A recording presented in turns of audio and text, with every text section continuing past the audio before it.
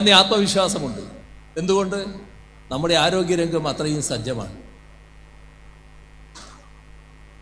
ആരോഗ്യരംഗം കേരളത്തിലെ എല്ലാവർക്കും ചികിത്സ നല്ല രീതിയിൽ ലഭ്യമാകുമാറ് സജ്ജമാക്കാൻ നമുക്ക് കഴിഞ്ഞിരിക്കുന്നു.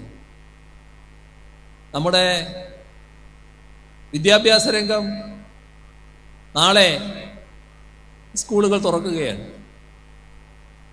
പൊതുവിദ്യാഭ്യാസ രംഗമാകെ വലിയ തോതിൽ ശക്തിപ്പെട്ടു നിൽക്കുന്ന ഘട്ടമാണിത്. സ്കൂളിലെ അക്കാദമിക് മികവും വർദ്ധിപ്പിക്കാനുള്ള നടപടികൾ സ്വീകരിക്കുന്നു. കുട്ടികളും രക്ഷിതാക്കളും നേരത്തെ പൊതുവിദ്യാലയങ്ങൾ ഉപേക്ഷിക്കുന്ന നിലയുണ്ടായിരുന്നു. 2016 5 ലക്ഷത്തോളം കുട്ടികൾ കൊഴിഞ്ഞു പോയതായിരുന്നു. 1000 സ്കൂളുകൾ അടച്ചുപൂട്ടാൻ ലിസ്റ്റിട്ടതാണ്.